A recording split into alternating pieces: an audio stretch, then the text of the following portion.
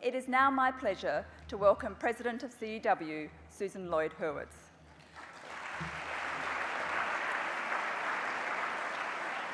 Susan is a true example of women supporting women and exemplifies the CEW vision. Susan is the chair of the Australian National Housing Supply and Affordability Council. She serves on the boards of Rio Tinto and Macquarie Group and is a trustee of the Sydney Opera House and NCAD. Susan, throughout her career, has been a champion for gender equality and exemplifies the values and vision that has driven the CEW's mission for the past 40 years. Please welcome to the stage our President, Susan Lloyd-Hurwitz.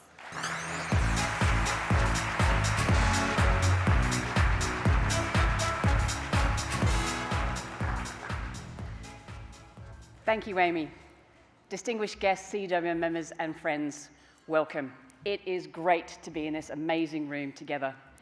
Thank you to Uncle Neil for your welcome to country. A special thank you also to our sponsors and partners. Your support is what enables us to continue our important work.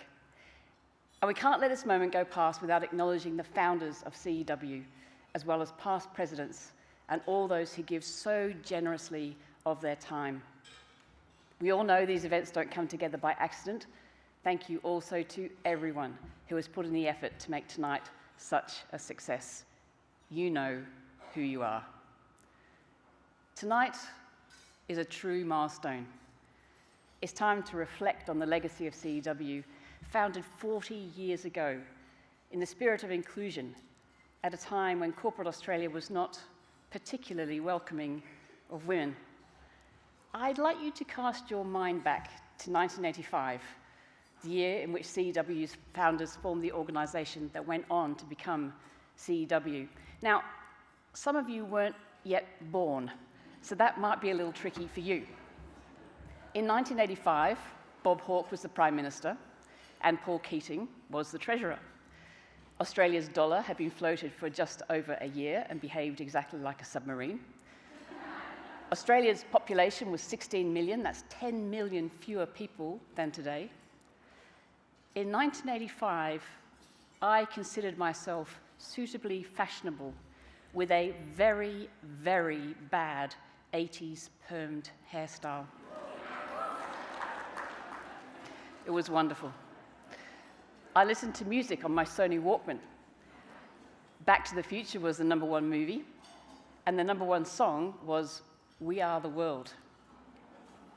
And it was the year I started my degree in urban geography. For the first 3 years of my degree, I typed my essays on a typewriter. Very, very poorly, it must be said, requiring copious amounts of Tipex. Do they even make Tipex anymore? For my honours thesis, which was very usefully about the migration of Icelanders to Australia, there were 93 of them, and I met them all. I'm sure you can understand that was fantastic career preparation.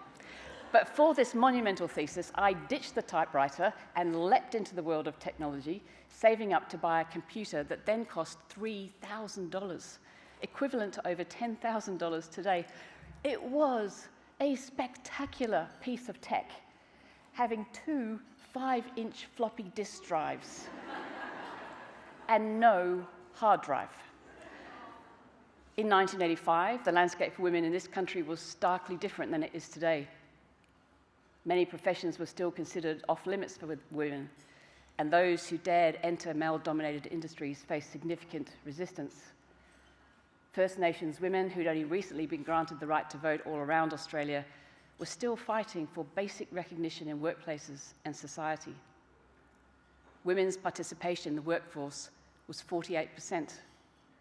The gender pay gap was 23%, and only 5% of women held a bachelor's degree. Policies supporting women and working parents were nearly non-existent. And in fact, policies and practices were often used to force women out of the workforce once they formed a family. It was, though, a time of very rapid change. The futuristic, chilling, dystopian novel The Handmaid's Tale was published in 1985, exploring themes of powerless women in a patriarchal society, loss of female agency and individuality, and suppression of reproductive rights. The Federal Sex Discrimination Act had just come into force the previous year, driven by the legendary Susan Ryan, making gender-based discrimination and sexual harassment illegal for the first time. In the 1980s, there were a lot of firsts. Janine Haynes was the first woman to lead a parliamentary political party. Joan Child was the first female Speaker of the House of Representatives. Mary Gaudron was the first woman appointed as a Justice of the High Court of Australia. Rosemary Follett was the first female Chief Minister in the ACT, and Dr. Carmen Lawrence was the first female State Premier. Mary Beazley became the first woman appointed to the Qantas board. And in that environment, 40 years ago, a group of amazing women formed CEW. I had the privilege recently of talking with some of the founders of CEW, and they shared powerful stories of the challenges they faced in the 1980s and how those experiences shaped their vision for the organisation. Penny Carl Nelson spoke about the isolation that she felt as one of the few women in accountancy and how hard it was to find role models who could guide her. Her experience emphasised the importance of creating a supportive network for women, something that would go on to become a foundational value for CEW. Reflecting broader societal challenges, Barbara Cale expressed her frustration with women's magazines in the early years, which were filled with recipes and royal gossip. I'm not sure much has changed, actually, with little focus on important issues like women's rights and pay. She was determined to change that, and she launched a new publication for women's leadership in business. She fought to make gender equality a central conversation, not only for women, but for all. Heather Lieberman also reflected on how the early group of women was determined to change the status quo. The group's early strategy involved inviting male leaders to lunches, not for approval, but to ensure a diverse dialogue around the table and to prove that change was not only possible, but necessary. Bonnie Bozeman recalled a time where she was denied the opportunity to present a budget simply because of her gender. From the beginning, the CEW founders were working to support other women, to bring men into the conversations and to create tangible change, including what we're doing here tonight, raising funds for educational programs for women leaders. In every story they shared, I saw a deep sense of purpose and resilience. Women determined to pave the way for future generations and ensure they wouldn't face the same struggles alone. The challenges they overcame were not just personal, but collective. And they built CEW to change the narrative for women in leadership. So, 40 years on, much has changed. You'll be very grateful that I'm no longer sporting permed hair. Spotify is a great improvement on the Walkman, and my tech devices not only actually have data storage, but also access to the infinity of the cloud. 44% of members of the Senate and House of Representatives and 36% of ASX 300 directors are women. Over 50% of people earning a bachelor's degree each year are women. Women's workforce participation has risen to 63%, and the gender pay gap has fallen to an all-time low of 12%. But the reality is, true inclusion remains one of our greatest challenges. We've now seen decades of diversity initiatives, policies, and targets.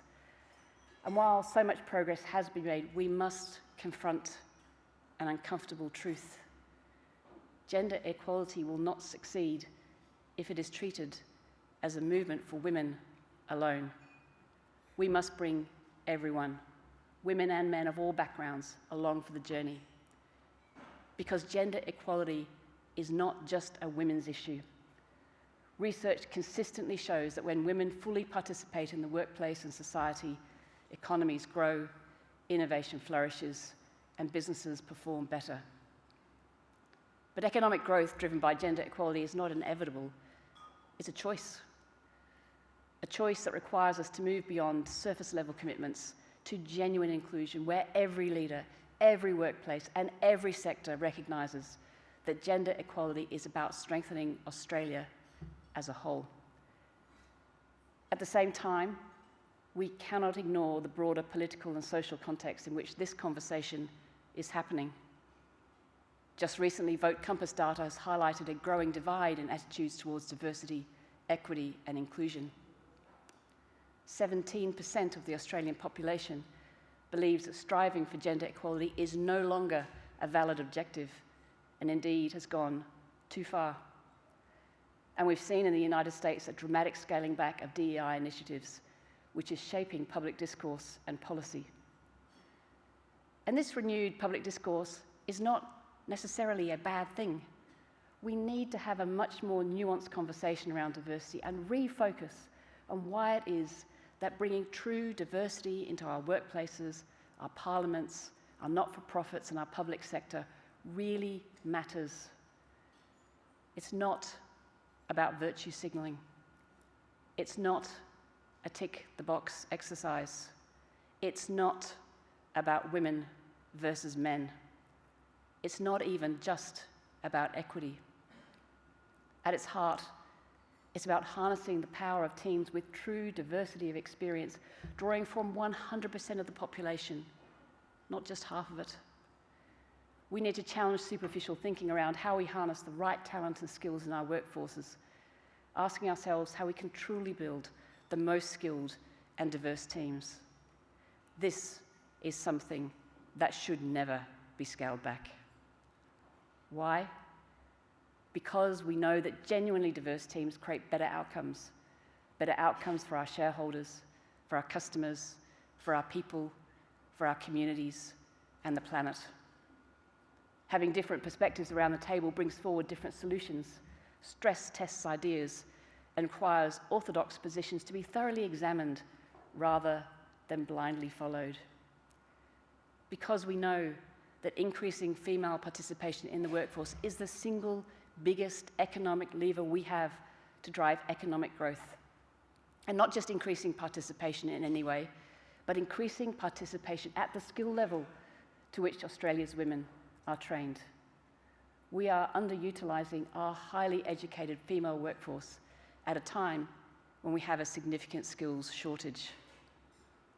Increasing female participation to the same level as male participation in the workforce would add an additional 1 million skilled workers and billions to our GDP. Gender equality isn't a nice-to-have bit of window dressing that detracts from the business of business. Rather, it's a business imperative to drive better outcomes. One of the persistent myths in diversity conversation is that inclusion comes at the expense of merit. Of course, appointments should be made on merit, but from 100% of the population, not 50% of it. We need the very best talent, male and female, around the table for the good of all. And let us be clear, true inclusion does not mean slowing progress, lowering standards, or making trade-offs. It means raising the bar for what great leadership looks like in this country. It means challenging outdated assumptions about who belongs at the table. It means recognizing that when we remove barriers, we create a better, more resilient, and more innovative society for everyone. It also means that recognizing that diversity must be broader than gender alone. We must ensure that those from all backgrounds are included. CEW was founded in the belief that women belonged at the heart of decision-making, not as outsiders, but as full participants in shaping our nation's future. That belief remains as relevant today as it was 40 years ago. True inclusion also means striving to make CEW itself a more inclusive organisation, one where people feel safe, accepted, inspired, and encouraged. As we look forward to the years ahead, let us honour the legacy of those who came before us by continuing to push for workplaces, policy and leadership that reflect the true potential of our country. Because this work that CEW founders started 40 years ago is not finished. We are not done. So onwards to the next 40. Thank you.